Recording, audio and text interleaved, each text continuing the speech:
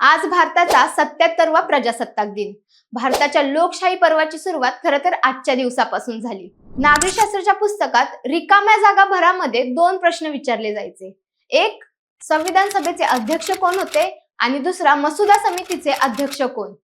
बरेच जण गंडायचे, पण संविधान निर्मितीमध्ये महत्वाची भूमिका बजावलेल्या संविधान सभा आणि मसुदा समितीमध्ये फरक काय होता, त्यांची कामं काय होती, याचीच माहिती देणारा हा व्हिडिओ. नमस्कार, मी अनुजा आणि तुम्ही पाहत आहात आचार्य मीडिया. भारत स्वातंत्र्य होण्याच्या आधीच देशासाठी स्वतःचे संविधान तयार करण्याची गरज जाणवू लागली होती. ब्रिटिश सरकारने 1946 साली कॅबिनेट मिशन योजनेअंतर्गत भारतीय संविधान सभा स्थापन करण्यास मान्यता दिली. या योजनेनुसार प्रांतिक विधानसभांमधून अप्रत्यक्ष निवडणुकीद्वारा संविधान सभेचे सदस्य निवडले गेले. सुरुवातीला संविधान सभेत एकूण 389 सदस्य होते, परंतु फाळणीनंतर पाकिस्तान वेगळा झाल्यामुळे भारतीय संविधान सभेत सदस्य संख्या 299 इतकी राहिली. या सभेत विविध धर्म, भाषा, प्रांत, समाज घटक आणि विचारसरणीचे प्रतिनिधित्व होते.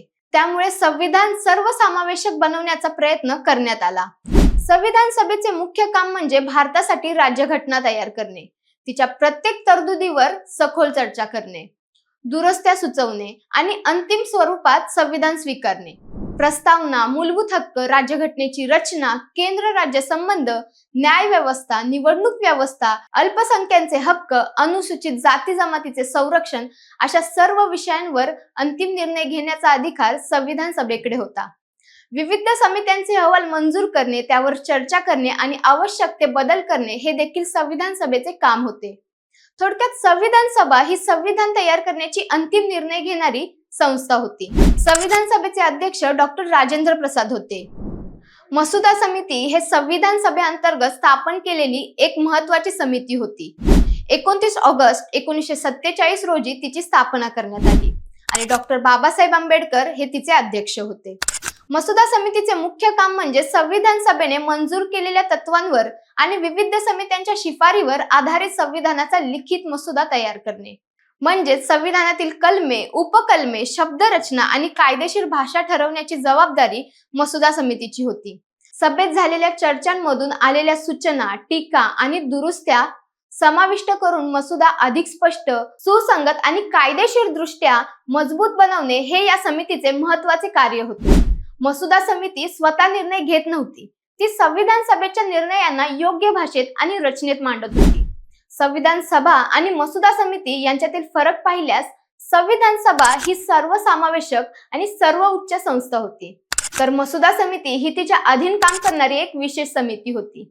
संविधान सभा धोरणात्मक आणि तत्वात्मक निर्णय घेत होती, तर मसुदा समिती त्या निर्णयांना कायदेशीर व लिखित स्वरूप देत होती. संविधान सभेचे सदस्य मोठ्या संख्येने होते आणि त्यात विविध मतप्रवाह होते, तर मसुदा समितीमध्ये मोजके तज्ञ सदस्य होते. संविधान सभा अंतिम स्वरूपात संविधान स्वीकारत होती, तर मसुदा समिती फक्त मसुदा तयार करून तो संविधान सभेपुढे मांडत होती. एकूणच भारतीय संविधानाची निर्मिती हे संविधान सभा आणि मसुदा समिती यांच्या परस्परोप कामामुळे शक्य झाली. संविधान सभेने देशाची दिशा ठरवली, तर मसुदा समितीने त्या दिशेला कायदेशीर आणि ठोस स्वरूप दिले. त्यामुळे दोन्ही संस्थेचे योगदान अत्यंत महत्वाचे आणि अविभाज्य आहे. यातूनच आजचा प्रजासत्ताक भारत घडला.